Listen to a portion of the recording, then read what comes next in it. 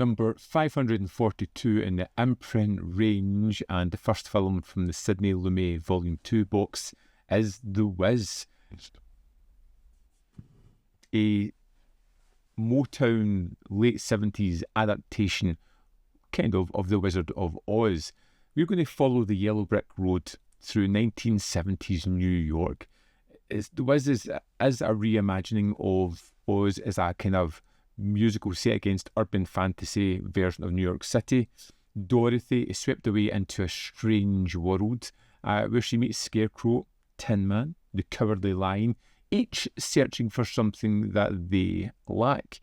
Together, they will go on a wonderful journey towards the mysterious Wiz, hoping that they can give him what they need. But like all good journeys, it's really about discovering what was there all along. What's a whiz?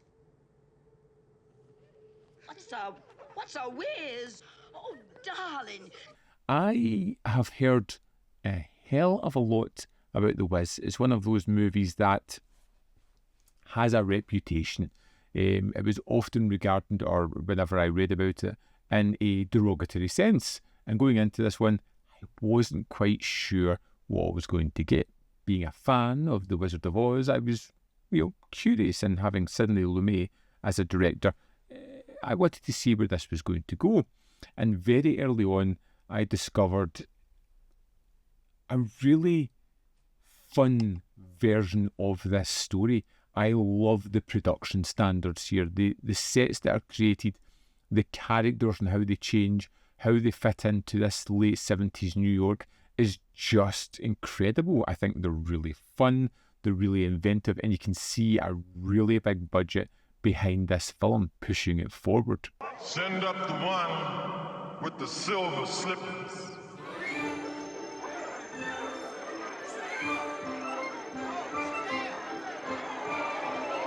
There are some terrific performances here. Michael Jackson as the Scarecrow is one of the film's highlights. He's full of energy and charm. It's a physical performance. You can see in certain moments where he is not really front and centre, but is still keeping his character within the foreground just by the physicality of what he's doing throughout the film. The music is, for me, sometimes hit and miss, but that's just down to personal taste. There is some films that, or some songs that are really catchy, and some that quickly eked out of my mind after seeing them. Maybe the Wiz could give you some courage. It's a good idea. Capital suggestion. Capital. He's going to get me a heart. And me some brains.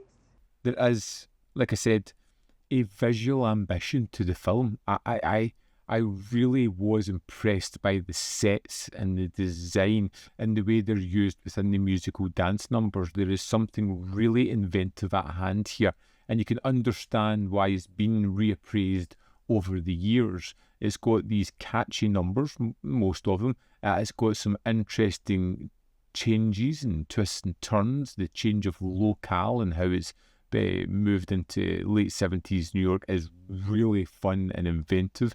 I think the cast of characters they've got are great. Some of them really stand out, like the Tin Man in this, who I thought was absolutely phenomenal in the film. It's just something that was pulling me in as I watched it. I know I came into the film with a little bit of the back foot, a little bit wary of this production. I had heard a lot about it, and I found myself being drawn in on this adventure. It was something I was familiar with, but the way they changed things really made it kind of fun.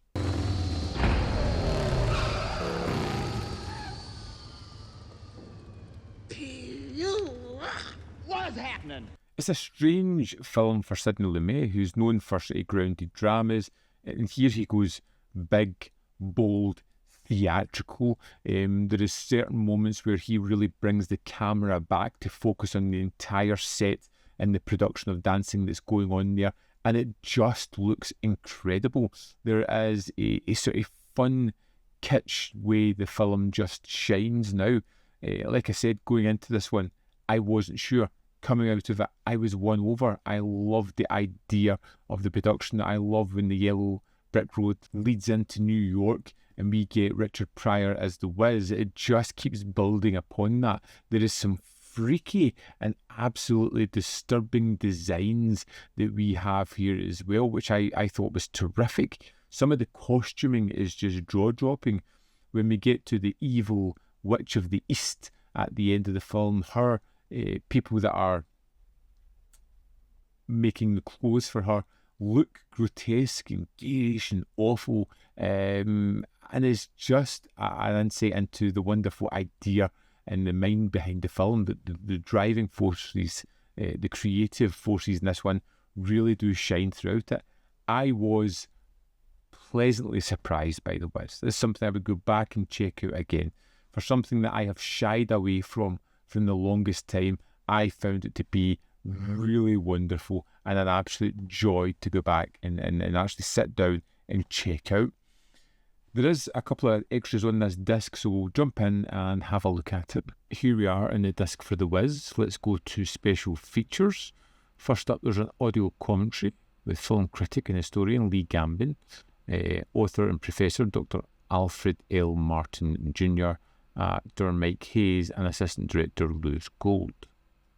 Going South of 125th Street, video essay by film critic Michelle Kisner, is 14 minutes and 9 seconds. It's a nice look at the characters, how it differentiates from the other versions of Wizard of Oz, and how it kind of stands the test of time.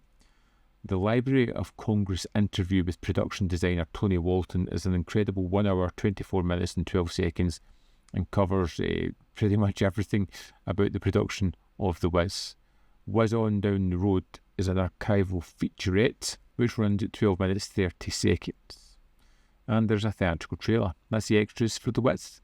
So there we have it. The Wiz is a bold, uneven, but ultimately fascinating reimagining of a classic, one that prioritises style, music and cultural identity over traditional storytelling polish.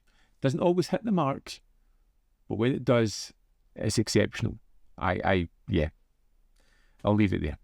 I'd love to know your thoughts on The Wiz if you've seen it, so let me know in the comment box below whether you love it, hate it, or fall somewhere in the middle. As always, there is more content up here. You can see more of my stuff.